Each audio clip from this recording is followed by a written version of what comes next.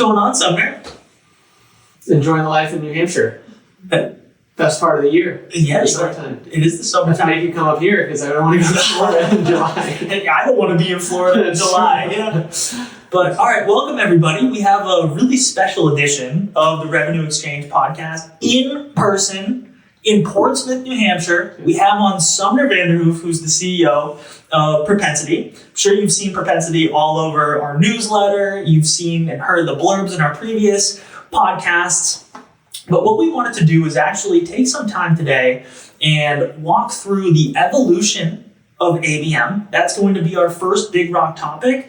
And then we're going to chat through go-to-market orchestration. I know you've heard that term all across the market too. What actually is it? I think there's a lot of confusion there. And then chatting about another piece that as we have 2027 planning coming up, how are teams consolidating their go-to-market bloated tech stacks, and what does the future look like around them? So talk about a long intro. Sumner, first off, I have to pass it your way. Tell us a little bit about Propensity, and then we can get into the evolution of ABM. Yeah, happy to. So like you mentioned, we're a New Hampshire company, which is kind of a fun thing to have on the kind of the map, but our team's everywhere. So we do have colleagues in Florida. I make them come to me too, because in the summertime, but I visit them in February. So that's the benefits of having a remote team. But Propensity is an account-based marketing platform that delivers advertising down to the contact level. And as we'll see in this conversation, we're a lot more than that too. So that's kind of our roots. That's where everything got started. I think, when we first founded, we found a gap in the market where there weren't a lot of solutions built for easy to use ABM processes that you could stand up quickly and get something in market to run some A/B tests and some experiments. So we focused on the fast to market, easy to use, simple design, clarity out of the gates. And it created a really wonderful niche for us in the ABM space. And as we've added more features and grown over time, we've gone from just an ABM platform to a contact level ABM platform, and now to a full end-to-end go-to-market orchestration engine for our customers. And that's not just our evolution. I don't think we set out to do that intentionally. The market has pulled us there. So a lot of the topic we'll be talking about today isn't Propensity pushing, it's Propensity reacting to the conversations that have been having through our customer base, and then setting us up for we have a unique visibility into the market now. Is where our company's headed, who is being successful, and there's a clear cut pathway to being successful with ABM, but it isn't what you normally think. It's not just build lists, target them through omnichannel campaigns and hand them off to sales. There's a much stronger underlying process-driven approach to this that has been negated amongst the shiny objects of AI and all the other pieces. So this will be a fun conversation as we dip into those nuances. And I love the fact that you're based in New Hampshire. We both went to the University of New Hampshire, which is a fun fact for our listeners. And also our relationship, we met really early days of ForgeX in general too. So we've known you all, you've been growing like wildfire over the past few years. It's really exciting to see.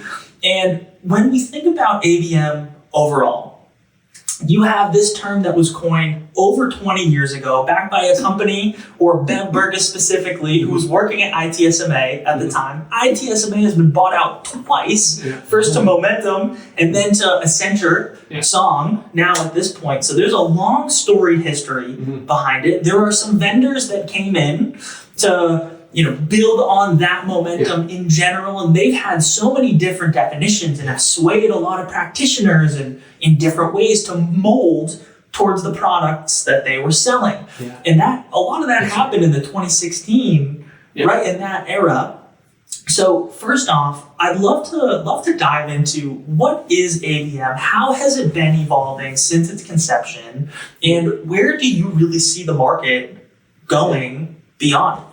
Yeah, there's a museum exhibit here somewhere on the history of the Mesopotamia River Valley, except it's the history of ABM and the future. And like, I think there's like a timeline of how it's come to be. And I think the 2016 is probably my introduction to it was around that time frame when it was Terminus was shepherding us into like how to run an account-based motion to grow your business. You're selling, it inverted the funnel. It was about finding the target accounts first, and then pushing them into the sales funnel later. And that was like a mind shift for me. What the business I was running at the time, it was really like, okay, how do we get in front of the right accounts without just burning cash in SEM or these other channels? And targeted marketing and targeted sales just seemed like the right way to do it. And then that evolved into intent signals. And so all of a sudden, like Bombora evolved out of that. And it was like, well, the best way to not just target the accounts you want to go after, but to determine who's in market, who's worth targeting. Now you can be even more precise. So ABM just kind of framed up as precision marketing, more and more and more. And then over the last couple of years, it's even gotten into contact level precision marketing, which has been where we've hung our hat for, I think, the last 2 years easy. And it's just like, okay, how precise can we be down to the individual, down to the campaigns we're running, and score at that level to make sure that we're giving sales the best chance to engage with the contacts. And I think that precision targeting has really been our focus. It means you have to have the right data. It means you have to have the right the connections to the right ad serving platforms and a DSP that can support contact level engagement. It means you have to have a really robust scoring engine. So in part, you have to act as a CDP, as a signal aggregator, as a contact level signal aggregator. You have to, for your ABM motion to work. So you have to have the CDP. You have to have the marketing orchestration engine that allows you to deliver the right message at the right time based on those signals. You have to score engagement continuously, and you have to have a sales activation layer, all before you can even prove ROI. So the depth of flow that needs to be crafted there is really important. And so now that, like, as people I think are starting to realize, okay, it's not just about precision targeting, it's about like signal aggregation and campaign activation and scoring and prioritization and sales activation, not just a data dump to sales, but like serious activation, like right message, right time, here's the next best action, here's the sequence they should be a part of, here's how to and here's the rationale as to why. Both the person is the right person and the account is the right account and it's the right, all of those things matter to sales in order to trust the data. And then the ROI and reporting, now it's not ABM anymore. And not in this traditional sense. Now it's evolved into like a fully unified go-to-market engine that has to be seamless. The data has to be fed to the marketing engine. The marketing engine has to feed the signals into a scoring engine. The scoring engine has to feed the sales team with the right rationale and qualified accounts and the next best actions and messaging. And then the sales team has to get results that can be proven through ROI down to the revenue level. That's not like just an ABM motion. That's a go-to-market motion at its core. And ABM is a track you put through that go-to-market motion. So I think the evolution has gone from a more traditional like precision marketing to a fully unified go-to-market engine. And that's like go-to-market orchestration at its core. So our customers that are extremely successful with their go-to-market motions and propensity have that like evaluated, have stage gates to make sure that they have implemented every single component of that. Sales is aligned with marketing, not because they called it sales marketing alignment, but because there's a process that exists. It's a business process that just flows things through. So the sales marketing alignment, I think, deserves its place in the annals of ABM history, where it's like right alongside of precision marketing. It was that that pitch of sales marketing alignment. It's process driven. Either the process exists to align sales and marketing, or it doesn't. It has very little to do with like a desire to be aligned, and it has everything to do with the engine that you've set in motion to make sure they are aligned. And if there's a process, people will follow it. And that's, I think, where the evolution has gone from just marketing and data dumps to sales, and hopefully it works out to a full like go-to-market engine across the board. Yeah, it is your account-based go-to-market strategy. Yeah, at the end of the day, and you're thinking about budget capacity and resources, existing resources. How do you effectively place those across this target account list, or target account portfolio is a term we've been messing around with, and how do you do so even across various deployment model types? So what does one-to-one look like versus one-to-few versus growth ABM, or our form of one-to-many, which is a tiered-based approach to get more scale. And we still hear these problems day in and day out where it's, account-based marketing, I'm going to go buy this tool, use their third-party intent, and only third-party intent, take a list, market to it, just push ads, and then I'm going to take these MQAs or qualified accounts, throw it over to sales, and that's it. I just did my job. I delivered MQA sales. You go close them. But like you described and defined, I think our audience will really hook into this, where it is your go-to-market strategy. It is not merely just some slice that marketing is doing, or demand generation repackaged with a stronger list using a few more signals that just gets thrown over to sales with MQAs versus MQLs. It's much more broad than that. I think you said the right word, like people have been buying tools for years. They're tools to do jobs with a lot of the times within the silos that have started to form around that. So you have tools for data warehousing and maybe a tool to like integrate data to your CDP, or a tool to aggregate third-party intent signals. And then you have marketing tools, and then you have lead scoring tools, and then you have tools that for sales, like your SE. Everything has a series of tools. What unifies those into a process? And I think that's the key distance there. Like if third-party intent is a tool and not a feeding mechanism as part of a process, then you lose the ability to really act on it in a meaningful way.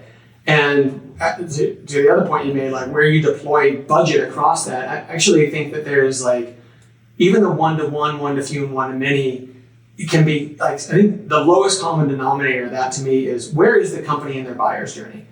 Like whether it's a one-to-one, one-to-few, or one-to-many, you need to know where every account is in their decision-making process. Do they even have the pain that you're trying to solve? Have they diagnosed it? Are they at a decision point with the business where they're trying to turn it into an active budget-bearing initiative?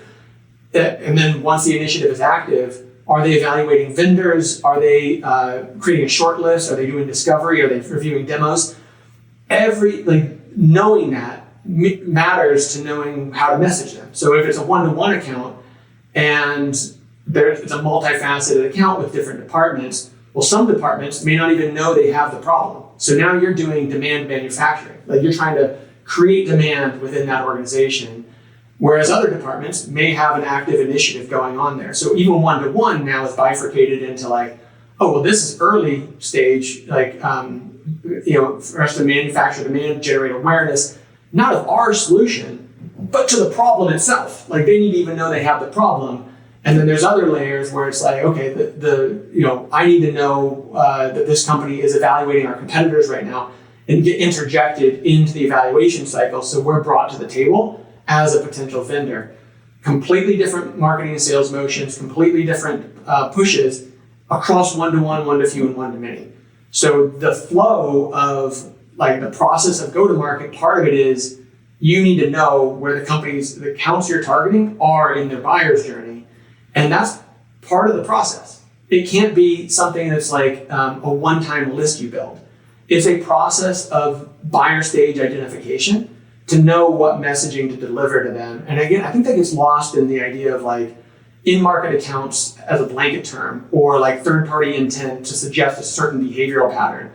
Really what you're looking for there is, where are they in their buyer's journey? Do I need to help influence them to go from pain identification to diagnosis? Or is time is of the essence and I need to be interjected as part of an evaluation cycle? Totally different, go-to-market motions, same set of accounts probably, with just different messaging. So it's like that one-to-one, one-to-few, one-to-many is even evolving into, you've got to have awareness of every stage of the buyer's journey through that entire process, and sales messaging, marketing messaging changes based on those trigger points. And this system that you're talking about, or even this orchestration, what we've seen in market, and it was really, we saw early budding of this in 2023, and I'd say between last year and where we are today, it's happened at scale, where these standalone ABM teams in some of the largest, most storied ABM led organizations have taken their standalone ABM teams and reintegrated them back into what they call either demand generation, integrated campaigns, other revenue marketing, whatever they call it. But what's happening is it's almost this convergence where this system, which was initially done in those standalone ABM teams at a one-to-one or one-to-few, a really, really hyper-targeted segment, they saw it work incredibly well. Their leadership and executive team said, how do we take that and scale it? And so now you have these teams being reintegrated, an account-based approach or an account-based go-to-market strategy happening at scale. You have field marketing, who's really deeply involved in this as well, because events are a huge component.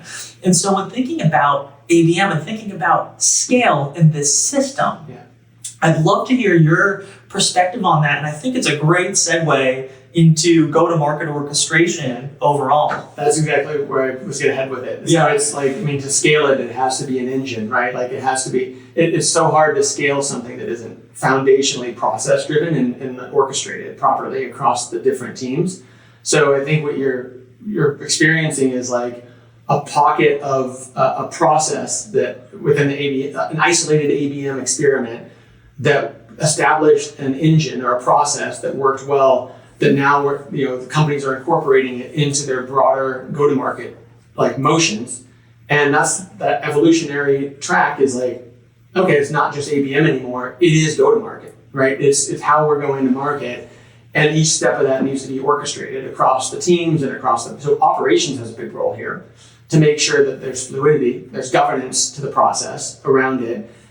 Demand gen is again just typically targeting earlier buyer stages in the buyer's journey. It's like, okay, the demand gen is going to be around, the identification of pain and the diagnosis of that, and then like true integrated campaigns and initiative-based selling is later buyer stage. So I think what you're looking for is processing out how we segment the accounts at scale, how we market to them based on the channels and the messaging we want to deliver at those different buying stages, how we score them.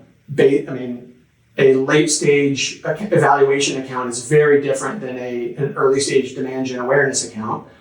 What we ask sales to do on the other side of that is now different. So it's a multifaceted engine that takes into consideration a lot of variables and a lot of attributes that like generate the orchestration of it, because you can't put every account down the same track.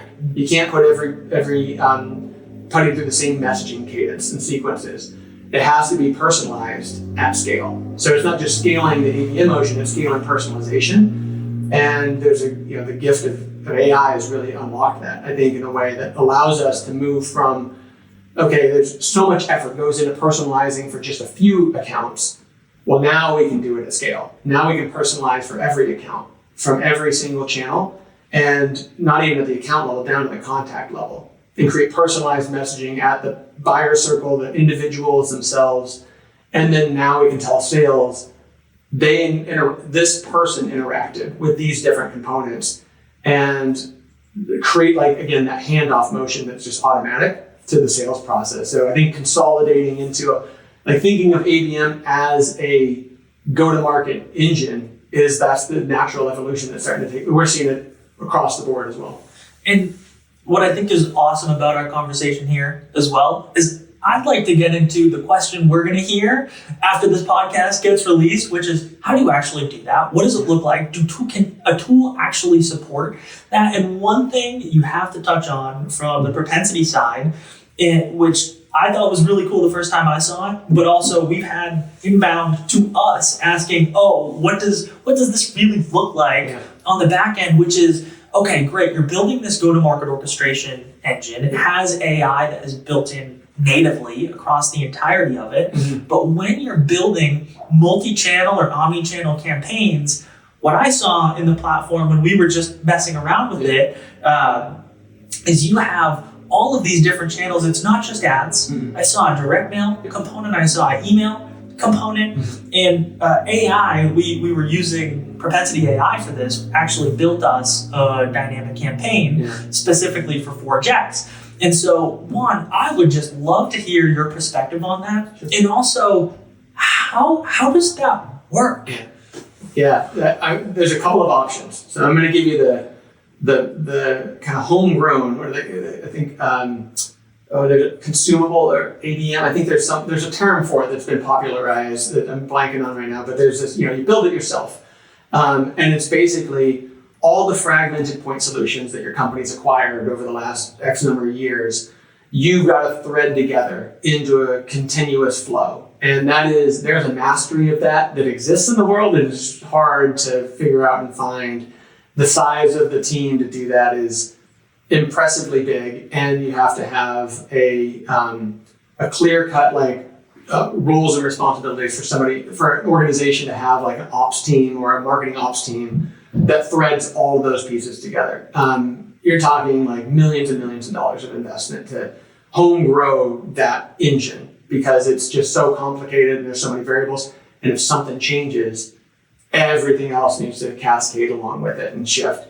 So a lot of the times companies are, shy away from that because they're like, it doesn't, for us as a company to invest millions of dollars to build an orchestration engine doesn't make sense. But for Propensity as a company, we serve hundreds of organizations. So as we've developed the product over the years, we've built out that like a baseline of that orchestration engine. So we've invested the millions of dollars on behalf of our customers to build out that flow. And like the kind of the staple of everything is, can we predictably, repeatedly move accounts through the buyer's journey? Can we do it with confidence? And now with AI, can we inform the model without having to wait for sales feedback and wait for the ROI reports to come back in? Can we do in-flight modifications to tighten up things and real-time optimize along the way? So it's made it the feedback loops have never been tighter. So the kind of the underlying foundation of Propensity is our goal has been be the CDP if you need it. If you got one, plug in.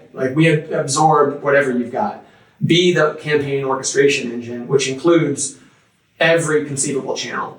When we started, it was LinkedIn and Meta and our own DSP. And now it's graduated into Reddit and TikTok and direct mail and email. So there's really not a channel. As long as we can do contact level ad serving, we've covered that entirety of the flow. And that's a critical piece of the puzzle. Can I pause you here real quick? Direct mail. Yeah. How does that work in Propensity? How do you configure all of that? So that's our core responsibility, is to make all this stuff flow together. So we have a mail house we work with, and we are able to generate the assets inside of Propensity. And we have a database that gives us both the personal addresses and the work addresses of our customers' target audience.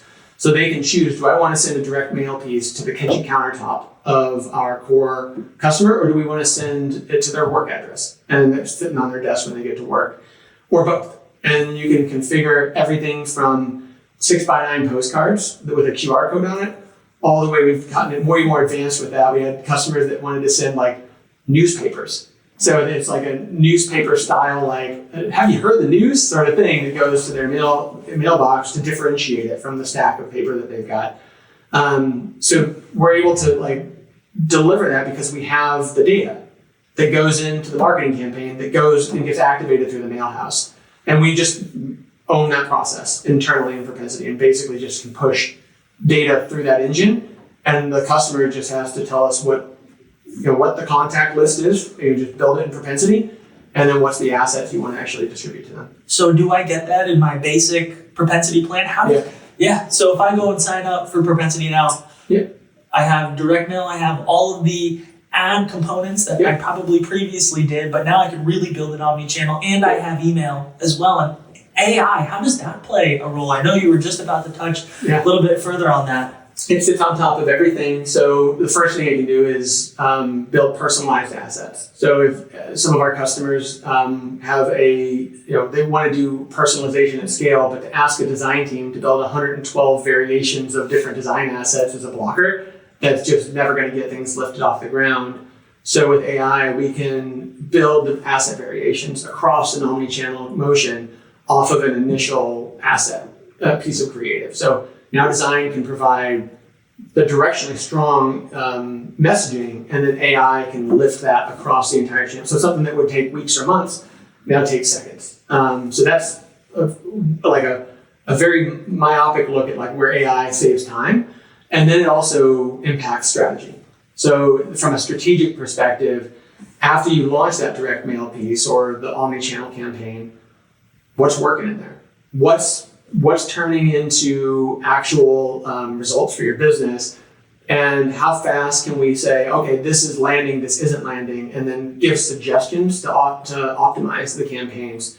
So I think of AI as like a marketing companion that sits over that process, that entire process we've been talking, the go-to-market orchestrated process, the engine, and it gives those suggestions at each point of the puzzle to optimize it as soon as it has the information. So you're not waiting for the campaign to even conclude before you've already seen indicators of what's working, what's not working. Do I have what we call message market fit or not?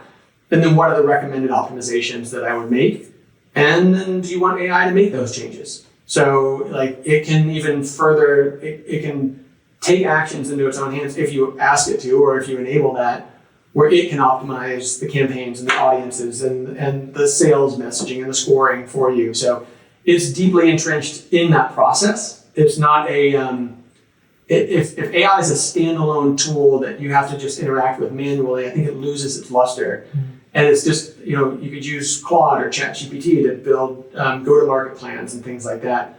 But as soon as it's just like an invisible hand that's integral to a process and it's automating flows throughout the engine that you've set up, now it's an assistant, like an automated assistant that thinks for itself and then optimizes. And that's the heartbeat of really where you get the lift. You don't even have to ask it to do it. It just does it for you. Yeah, which is really, really cool. And another piece that we keep hearing about in market is, our team just bought 1,000 enterprise ChatGPT licenses or Claude licenses. Maybe they had Gemini. Yeah.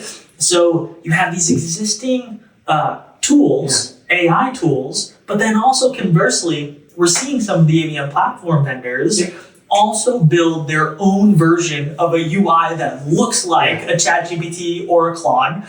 So from the MCP or API perspective, how do you think about that from propensity, and then also from a UI that looks like a ChatGPT or a Claude? Do you all have that as well? And how do you think about both of those in tandem, and where do you see the future going? Yeah, so we have an MCP because you have to be where work's happening, and you've already built agents, you've already built a knowledge base that's trained up. Feed that into your go-to-market motion, right? Like Claude and ChatGPT are extensions of that process we've been talking about, the engine of go-to-market.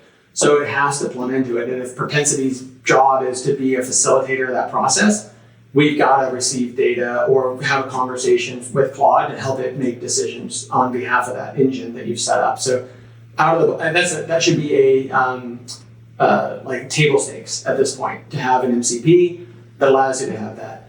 We do have the Propensity user interface built out like inside of our product for AI. The benefit there is, what should I be asking AI to do? Well, we have a guided process to basically act as a sidecar coach for you to build the right prompts, to like prompt your way into how do I ask it properly to give me like QBRs for the last 90 days and make that executive ready so I can bring it to my leadership team to like prove the value of the campaigns that we've been running. That's easiest to do inside of like a user interface that's built to do that. So the UI is really built as a guidepost, and then, or if you don't have enterprise cloud licenses or ChatGPT, and you got a tool still at your disposal.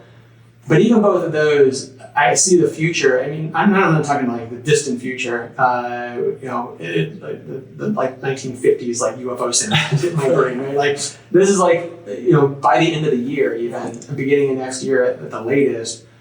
All of that, like if you're prompt engineering if you need to prompt your way into those sorts of outcomes, that I think AI isn't doing the job it needs to do. It needs to deliver recommendations before the prompts are even thought that they would be needed. It needs to provide insights independently. I think all of our customers are saying, well, that was a good idea, right? Like you wanted to say, wow, I would have thought of that if I had gotten there, but this got there before me because it had the data ahead of while I was sleeping. And I think that's the future of AI is promptless. It's, at least from the point of view of a software tool or a process or an engine that you set up, it's not an assistant in that sense. Like, whereas Claude and ChatGPT are always going to be like question and answer engines and almost like an assistant to do personal tasks. I think business level AI is an invisible hand that helps guide the process that's fully audited. You can always go check its work to make sure it made the right decisions, or you can tell it never to act on a decision, always have a human in the loop. And that's just, months, weeks away from being a table stakes type process for companies where AI is a facilitator of process and isn't an add-on MCP layer type of thing. And it's incoming, right? Momentarily. Totally is. And another dimension in this as well, we've heard this so many times this year as we're building out our AI advisory practice from the CMO seat. They're looking at their tech stack, which has been so bloated over the past few years. And they're doing tech stack audits, or they have their marketing ops team who's already conducted one. And then they'll show it to us and say, can Claude just replace everything, or what do I use to replace everything? And I think it's really interesting, especially from your perspective, when you were saying propensity can do this, this, this, and this. How do you see the consolidation of tech, especially with AI on the product front? I'm sure your engineer team is able to move 10x faster, maybe even more, leveraging AI. How do you see consolidation happening within your customers, your prospects, and moving forwards? That's probably the word of the moment right now is consolidation. Right? And it's not just, you said bloat a minute ago, it's bloat, but it's also like disconnected and fragmented bloat, where it's like, okay, it's not, we have three things doing the same thing as part of the same engine. It's we have three things that are potentially doing the same thing that don't even talk to anything, and they're all isolated. Sure, they all have APIs, and we could plumb it all together, but now you're in that multi-million-dollar investment to try to make everything work. And so you've bought all these things to try to make a process more effective or a team more effective, and it just ended up being a bunch of point solutions that get scattered around the business. And the list of underutilized or like big vision tools that never got fully implemented, I keep going back, I probably sound like a broker, but they're not orchestrated into the engine. I mean, and that's really what it comes down to. Like, we were talking the other day about like sales coaching AI. A million of them right now, right? Like there's sales coaching tools everywhere. All of them have API endpoints. But if your sales coaching tool that you bought for your sales team is a standalone tool, it's a shelf life of what, a week, 2 weeks, a month, a year at most, before it's like, okay, it's not part of any process, so nobody's going to use it. The kind of the goal, I think, that we're seeing around consolidation is consolidate into a singular unified motion, consolidate into a process. And Claude and ChatGPT, again, they're just tools to help facilitate whatever process you've got set up in your company. And if you think of it like that, it can replace a bunch of point solutions across the process, but it isn't the process. You still, fortunately, we can ask it to design the process, but it isn't going to be the process. The process is the process. So if you've got like an engine set up, you can see crystal clear where AI can interject and be like, why was I doing this thing that I don't need? Like, I have a workflow that can, a node on the decision tree that can be replaced with an AI function. I'm just going to do that, and it just eases everybody's load downstream. But if you don't understand what the flow is you're interjecting AI into, it's going to be just another bloat tool at some point, and even worse, somebody's going to build a bunch of agents, automate a bunch of things over here, and it's going to be invisible to everybody else, and then they're going to leave, and you got this like automated agentic infrastructure that's a spaghetti monster. Nobody knows what it's doing, what agents are talking to what, and now and without governance around it, it's going to compound the bloated like infrastructure that people have today with even worse outcomes. We're seeing some of that now. I mean, the consulting market around AI, like vibe coding cleanup, is going to be booming for the next like 10 years, 5 to 10 years. And so right now I would like, my strong recommendation to every CMO, every marketer, every ABM person that's looking for like consolidating, ease of use, like streamlining processes, is look at the steps that you're trying to accomplish. And we break it down into 5. It's data enrichment, it's campaign execution, scoring and prioritization, it's sales activation, and it's ROI and attribution reporting. If you can do those 5 things effectively, then you're like, and they stitch together nicely as far as the process goes. AI is an enablement on all of those. If the process is fundamentally flawed, AI is going to exacerbate problems over time. And I've heard, just to riff on this for one more second, I've heard a lot of people say, well, AI is only as good as the data that you feed it. So there's like a lot of people saying you can't use AI effectively without a data cleanup process. So like a project to clean up the data first. We've been saying that for 20 years. You can't move to the cloud without a data cleanup. You can't use Salesforce without a data cleanup process. All those, that same phrasing has been there. And I don't think that's true. You can have, it would be better to have clean data, but that's a pipe dream that everybody gets hung up on. But you can have a clean process, and you can have a clean engine. And that's, I think, more important to the activation of AI in your organization as a helpful consolidation layer around like the bloat that you've got in your systems already. It's probably more important to know the engine of go-to-market and the philosophies behind that than it is to just have like, oh, the industries are right on the accounts that I'm feeding it, or I don't have duplicates. Like, to be honest with you, AI can work around those things way easier, but it's not going to work through disjointed processes that don't have an endpoint on the other side of it. And I know we're just coming up on time. I'm getting the signal from Carla. What would you say for organizations who are just starting to make or think about making this transition to build that go-to-market or orchestration engine? What is one big takeaway that you would send them home with? I think it is like the way all of our customers almost have started is like, okay, here's current state, and it's just the 5 points. Are you doing data enrichment right? Are you executing the right campaigns? Are you scoring properly? Is sales being activated? And then is there ROI? And if you say, if you plot those out, you can easily see where the priority is to fix, because it's like, sales will be a squeaky wheel, or they just won't be using the data. And then you'll be like, okay, well, sales isn't using the data, so there's something broken down in the pipeline to feed them the right data. It's either they're not fed it properly, or it's bad data. And there's a process breakdown there to clean the data to send it into sales at some point along the way. So I would say just evaluate those 5 pieces. It's a simple evaluation. We actually have, we call it the Orchestration Studio. And we have the ability to just take you through that and show you what your implementation gaps are today. So you can see where's current state, where are the goalposts, and what's the effort to move there. And it's a lot shorter than a lot of people think. Yeah. It's not months or years. It's typically like a couple of weeks to get to baseline, where everything's working to the same beat of the same drum. And then it's continuous effort to optimize it, tune it over time. But the engine, if there's a process, you can put that in place. You can put it in place fairly quickly.